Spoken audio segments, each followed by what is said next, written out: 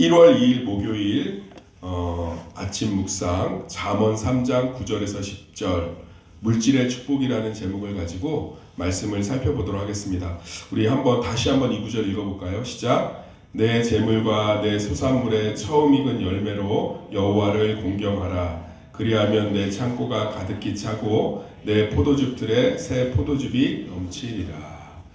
제가 특세 주제를 놓고 기도하면서 제가 하나님 앞에서 무엇을 간구하고 있는지를 한번 살펴봤습니다. 저는 성도들이 축복받기를 원하고 있습니다. 그런데 축복을 받으려면 두 가지가 있어야 됩니다. 바른 축복에 대한 관점이 있어야 되고 또 축복을 사모하는 마음이 있어야 됩니다.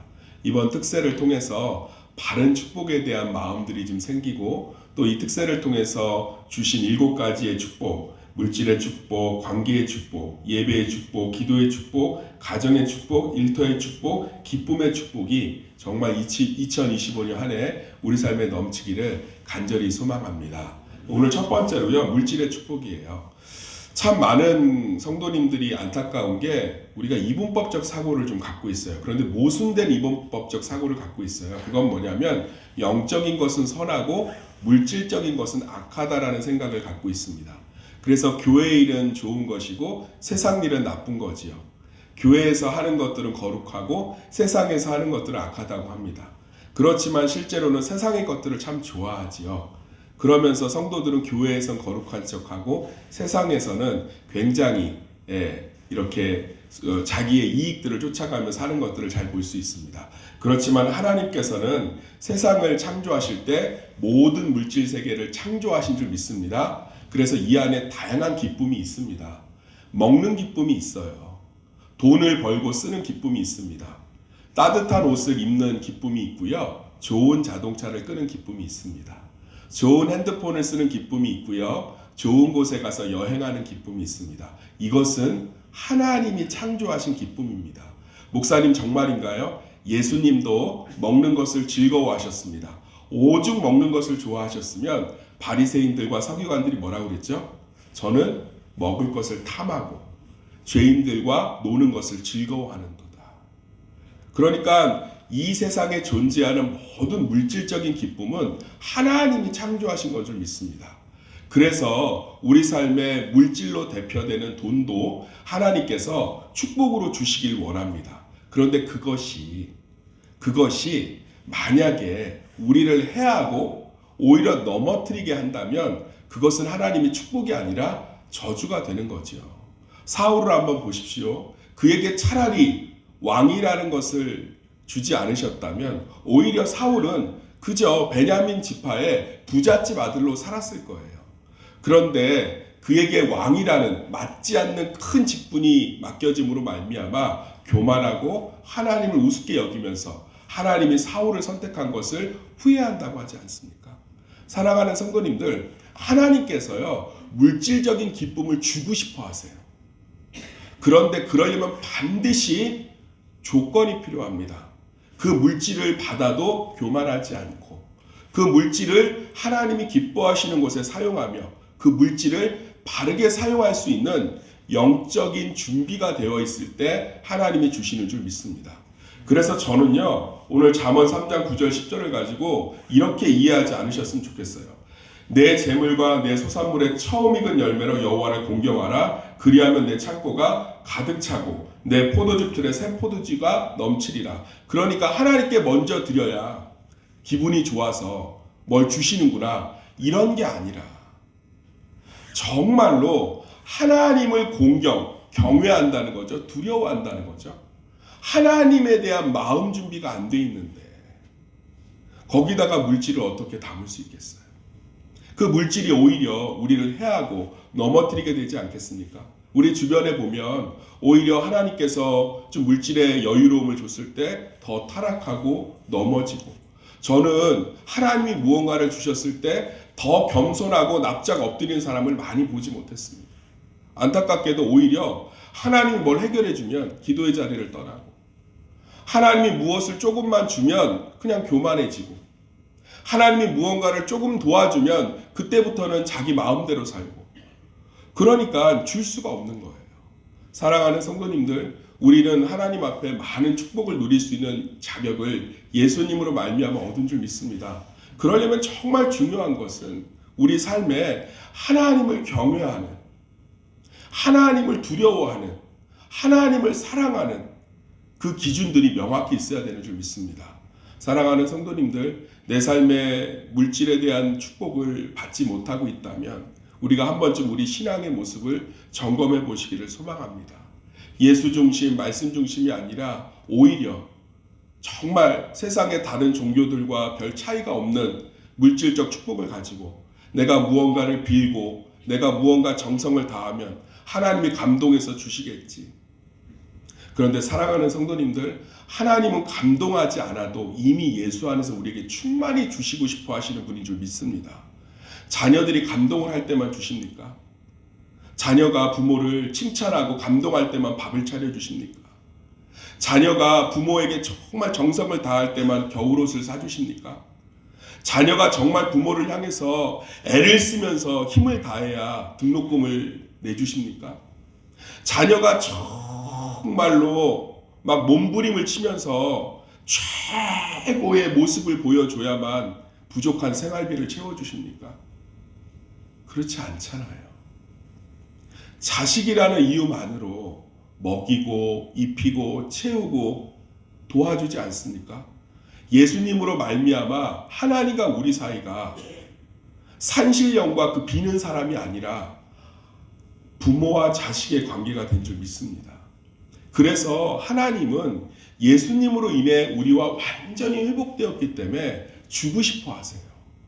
그런데 내 아집과 고집, 내 물질에 대한 관점, 내 물질에 대한 하나님이 기뻐하시는 방법이 아닌 아직도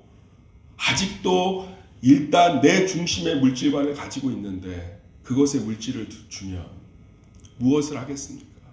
저도 마찬가지예요. 제 소득이 항상 부족하다고 생각합니다. 여유롭게 돈을 쓰고 싶습니다. 그런데 기도를 하다 보면 제가 살다 보면 깨닫는 게 있어요. 이 정도면 충분하구나. 내 믿음의 분량에는. 정말 여기서 더 주시면 내가 생각보다 준비되어 있지 못하는구나. 오히려 부족하고 오히려 내가 볼 때 좀 내가 원하는 만큼은 아니어도 이럴 때 오히려 하나님을 의지하고 더 하나님을 바라보고 더 하나님을 소망할 수 있겠구나. 사랑하는 성도님들, 우리는 하나님이 무언가를 드리고 바치고 무언가 보여줘야 주시는 분이 아니라 이미 예수 안에서 온전히 받을 수 있는 자격을 다 갖추었습니다.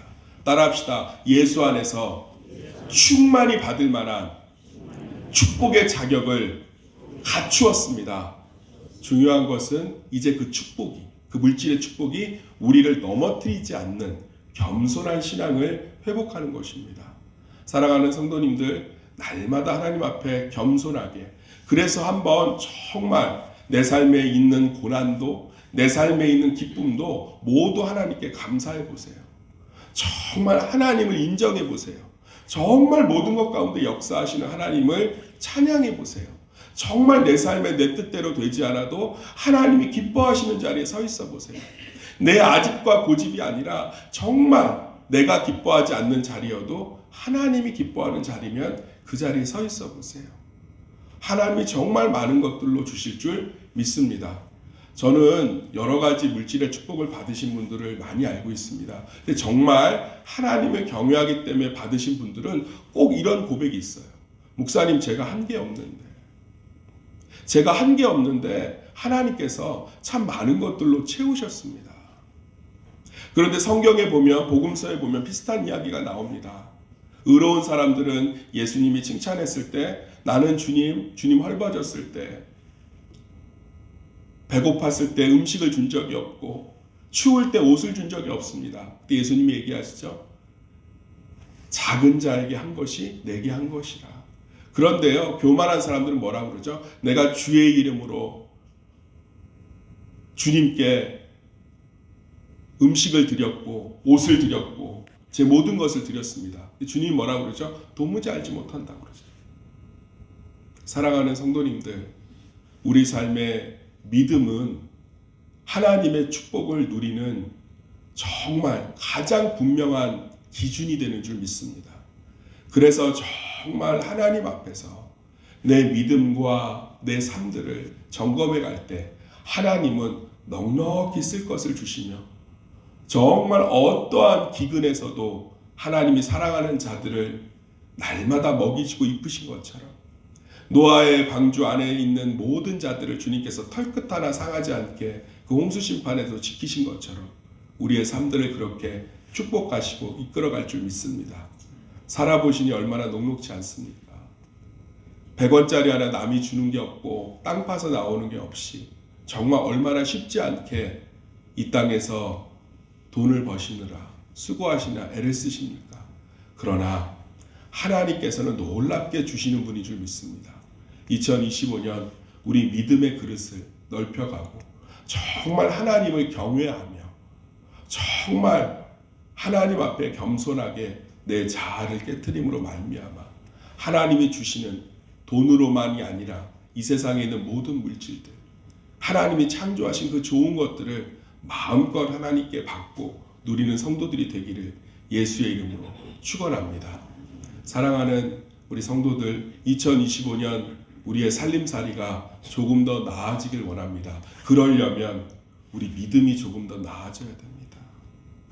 왜냐하면 그것이 우리 삶을 하나님이 주시는 것들을 채울 수 있는 그릇이 되고 기준이 되고 담이 되기 때문입니다.